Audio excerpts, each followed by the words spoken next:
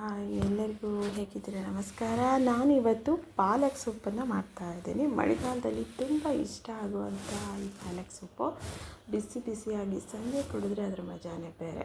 So ಇವಾಗ ನಾನು ಒಂದು ಕಟ್ಟನ್ನು ಕಟ್ ಮಾಡ್ಕೊಂಡು ಇಟ್ಕೊಂಡಿದ್ದೆ, ಸ್ಫೂರ್ತಿಯಾಗಿ ತೊಳೆದ್ಬಿಟ್ಟು ಹೆಚ್ಚಿಟ್ಕೊಂಡಿದ್ದೆ.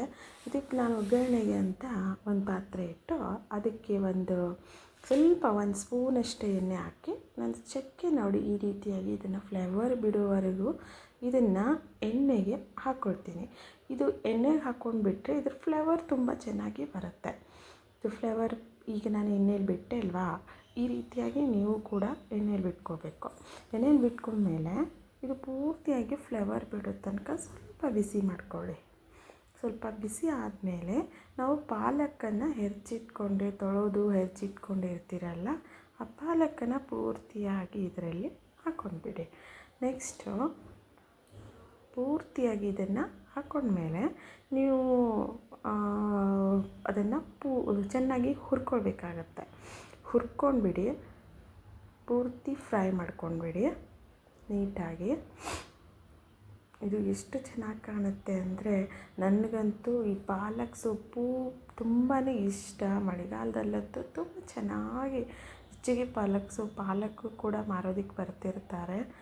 ಅದಕ್ಕೆ ನಾನು ನಮ್ಮ ಮನೆಯಲ್ಲಿ ಜಾಸ್ತಿ ಪಾಲಕ್ ಸೊಪ್ಪು ಮಾಡೋದು ಆ್ಯಂಡ್ ಹೆಲ್ದಿ ಕೂಡ. ಈಗ ನಾನು ಈ ಚಕ್ಕೆನ ಇದನ್ನು ತಕ್ಕೊಂಡು ಇಟ್ಕೊಂಡಿದ್ದೀನಿ ಸೈಡಿಗೆ.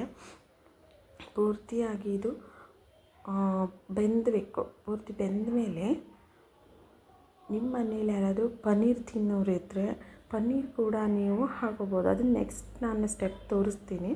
ಇದು ಫಸ್ಟಿಗೆ ನೀವು ಮಾಡ್ಕೊಳ್ಬೇಕಾಗಿರೋದು ಈ ಪೂರ್ತಿ ಸ್ಟೆಪ್ಪನ್ನು ಮಾಡ್ಕೊಳ್ಬೇಕು.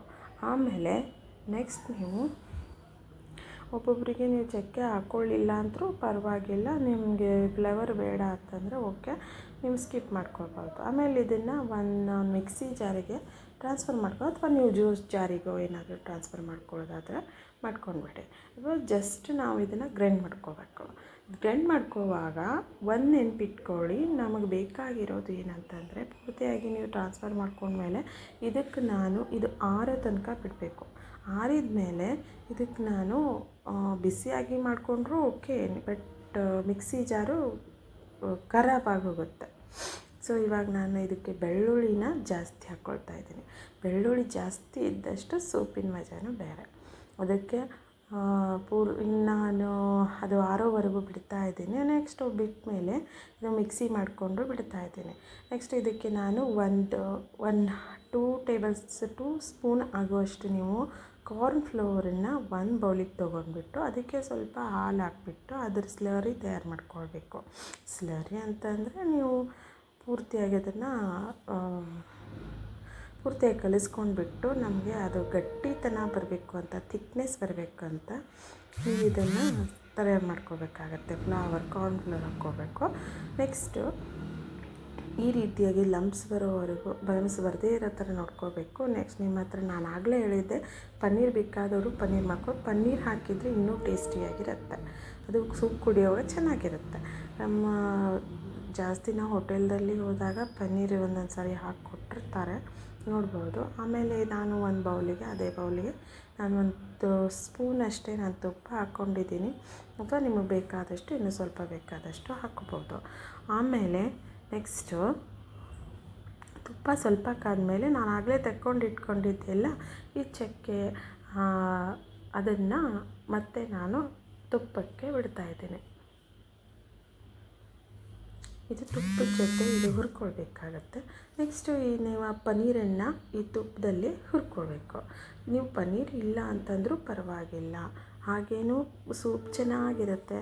ಒಂದು ಸಲ ಮಾಡಿ ನೋಡಿ. ಪೂರ್ತಿ ನಾನು ಹೇಳೋ ಮೆಥಡ್ ಇದೇ ಫಾಲೋ ಮಾಡಿ, ಆಗ ನಿಮ್ಮ ಪಾಲಕ್ ಸೊಪ್ಪು ತುಂಬ ಟೇಸ್ಟಿಯಾಗಿರುತ್ತೆ. ಪೂರ್ತಿಯಾಗಿ ಹುರ್ಕೊಂಡ್ಬಿಡಿ. ಹುರ್ಕೊಂಡ್ಮೇಲೆ ಇದಕ್ಕೆ ನೀವು ಪೂರ್ತಿಯಾಗಿ ಹುರ್ಕೊಂಡ್ಮೇಲೆ ಇದು ಸ್ವಲ್ಪ ಬ್ರೌನ್ ಬರೋವರೆಗೂ ಹುರ್ಕೊಳ್ಳಿ. ಯಾಕೆಂತಂದರೆ ಪನ್ನೀರ್ ಸ್ವಲ್ಪ ಹಸಿಯಾಗಿರುತ್ತಲ್ಲ, ಸೊ ಆವಾಗ ಹುರ್ಕೊಂಡ್ಮೇಲೆ ಅದ್ರ ಫ್ಲೇವರ್ಸ್ ತುಂಬ ಚೆನ್ನಾಗಿರುತ್ತೆ. ನೆಕ್ಸ್ಟ್ ನೀವೇನು ಮಾಡಬೇಕು, ಒಂದು ಸಾಜಿ ಅಥವಾ ನೀವು ಚಾನಿಗೆ ಅಂತ ಹೇಳ್ತೀರಲ್ಲ, ಆ ರೀತಿಯಾಗಿ ಜರಡಿ ಹಿಡ್ಕೊಂಡ್ಬಿಟ್ಟು ಇದಕ್ಕೆ ಪೂರ್ತಿ ಇದನ್ನು ಸೋಸ್ಕೊಳ್ಬೇಕು.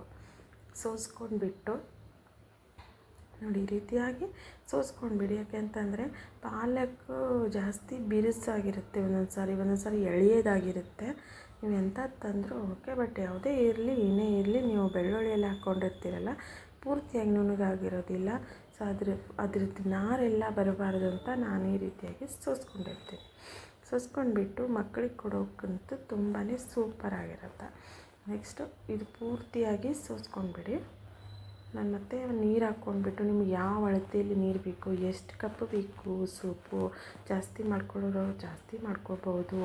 ಈ ರೀತಿಯಾಗಿ ಸೋಸ್ಕೊಂಡ್ಬಿಟ್ಟು ಇದು ಪೂರ್ತಿಯಾಗಿ ಸೋಸಿದ್ಮೇಲೆ ಇದರಿಂದ ಜಾಸ್ತಿ ಅದರದ್ದು ಇದು ಏನು ಬಂದಿರುತ್ತಲ್ಲ ನಾರು, ಈ ರೀತಿಯಾಗಿ ಸೋಸ್ಕೊಂಡ್ಮೇಲೆ ನಾರು ಬಂದಿರುತ್ತೆ ನೋಡಿ, ಇದೆಲ್ಲ ತಡ್ಕೋಬೇಕು. ಪಲ್ಪೆಲ್ಲ ನಾರು ಬಂದಿರೋದನ್ನು ಚೆಲ್ಬಿಡ್ರಿ.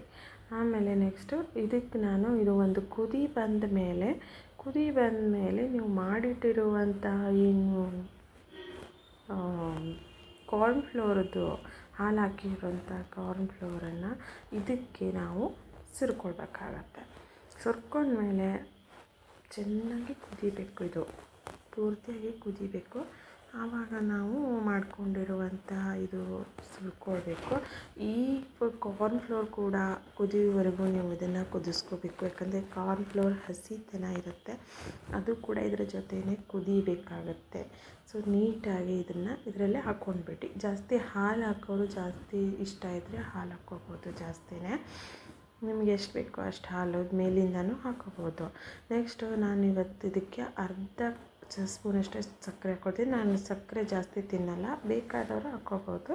ಆಮೇಲೆ ಉಪ್ಪು ಎಷ್ಟು ನಿಮಗೆ ರುಚಿಗೆ ಬೇಕಾಗುತ್ತೆ ಅಷ್ಟು ಹಾಕ್ಕೊಳ್ಬೇಕು. ಉಪ್ಪು ಜಾಸ್ತಿ ಮೊದಲೇ ಹಾಕ್ಕೊಳ್ಬೇಡಿ, ಎಷ್ಟು ಬೇಕೋ ಅಷ್ಟು ಹಾಕ್ಕೊಳ್ಳಿ.